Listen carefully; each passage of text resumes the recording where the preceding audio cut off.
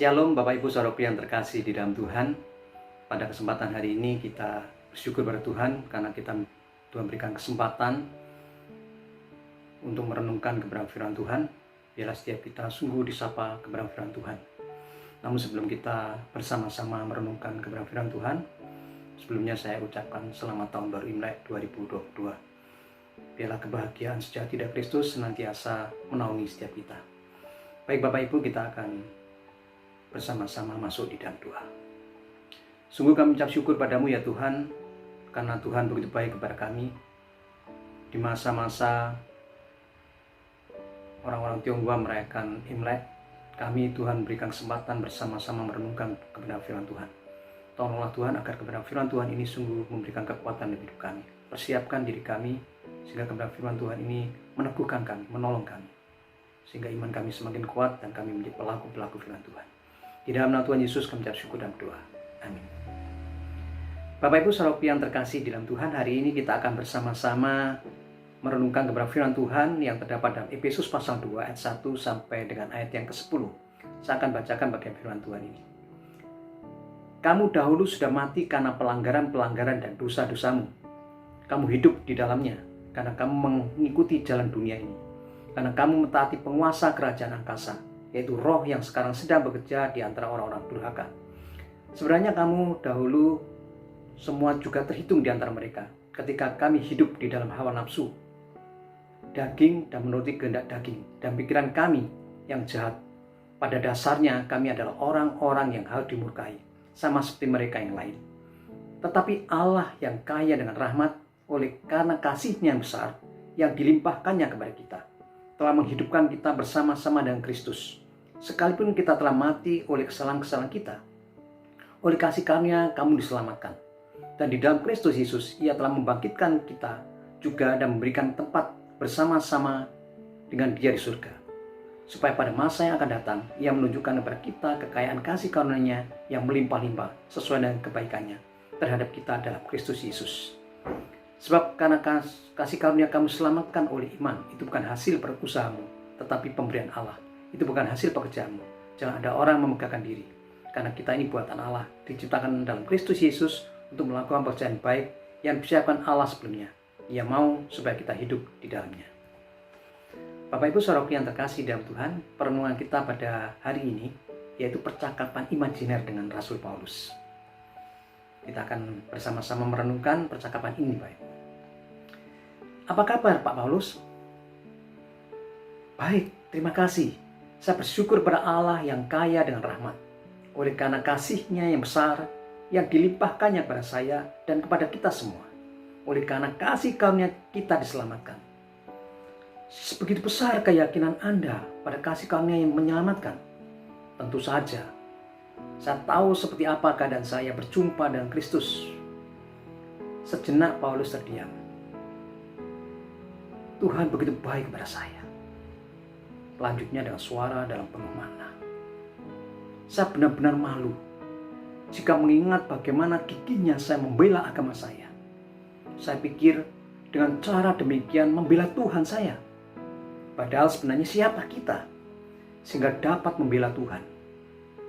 Saya akui, saat itu saya membutuhkan tepuk tangan para pemimpin agama dan orang-orang Yahudi dengan cara melakukan apa yang mereka pandang baik. Tapi menurut anggapan banyak orang Yahudi, Anda memang benar-benar seorang saleh.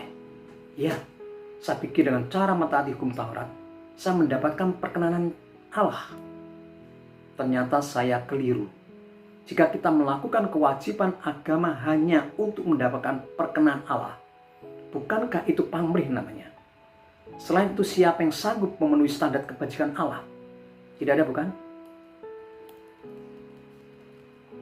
Itulah alasan Anda menuliskan kepada jemaat di Efesus. Sebab karena kasih karunia kamu diselamatkan oleh iman. Itu bukan hasil usahamu, tetapi pemberian Allah. Itu bukan hasil pekerjaanmu. Jangan ada orang memegahkan diri. Tepat sekali. Jika demikian, kita tidak perlu melakukan kebajikan seperti yang diajarkan oleh banyak agama di dunia. Salah. Justru alasan kita berbuat baik karena sejak semula kita diciptakan dalam Kristus Yesus untuk melakukan pekerjaan baik. Jadi perbuatan baik menjadi bermakna ketika kita melakukan di dalam Kristus. Di luar itu, apa standar kebajikan kita? Bisa berbeda-beda bukan? Tergantung interpretasi masing-masing orang. Baik menurut saya, belum tentu baik menurut orang lain. Perhatikan baik-baik. Karena kita diselamatkan oleh anugerah di dalam Kristus. Maka perbuatan baik kita adalah konsekuensi logis. Jadi bukan lagi syarat untuk mencapai keselamatan. Ya, saya bahan kata-kata di dalam Kristus. Telah digunakan 36 kali dalam surat Efesus dan 160 kali dalam seluruh surat-surat Anda. Terima kasih. Anda begitu memperhatikan. Mari kita merefleksi sejenak dari percakapan ini. Apa yang menggerakkan hidup saya untuk melakukan kebajikan? Ambil saat teduh sejenak, di mana Anda dapat memeriksa diri Anda dengan jujur dan tulus. Amin. Mari Bapak Ibu kita berdoa, sekaligus kita doakan untuk saudara kita yang berulang tahun pada bulan Februari ini. Mari kita berdoa. Bapa di dalam kerajaan surga, kami sungguh ucap syukur padamu Tuhan. Jika hari ini kami boleh bersama-sama merenungkan firman Tuhan di dalam Efesus pasal 21-10, kami menyadari Tuhan, kami adalah orang berdosa. Apabila kami sampai kepada Allah bukan karena kebaikan kami, kebajikan kami, tetapi oleh karena anugerah dan kasih kami Tuhan. Terima kasih Tuhan, jika kami melakukan kebaikan, itu karena semata-mata Tuhan telah menyelamatkan kami. Sehingga itu yang harus kami lakukan. Itulah tanggung jawab kami di hadapan Tuhan. Terima kasih bila kebenaran firman Tuhan ini meneguhkan kami. Saat ini Tuhan, kami sehati mendoakan untuk saudara kami yang berulang tahun pada bulan Februari ini. Kiranya Tuhan sendiri akan menolong mereka semuanya.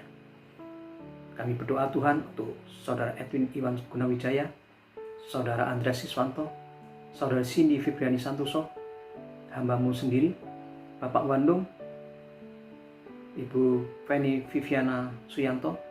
Kiranya Tuhan sendiri akan menolong mereka, memberikan kesehatan buat mereka, memberikan perlindungan kepada mereka, dan memimpin hidup mereka, dan memberkati hidup mereka. Sehingga mereka tetap menjadi anak-Mu yang taat, menjadi anak-Mu yang setia, menjadi anak-Mu yang hormat dan tunduk kepadamu. Sehingga hidupnya dapat memuliakan Tuhan. Terima kasih Tuhan. Di dalam nama Tuhan Yesus kami sudah berdoa.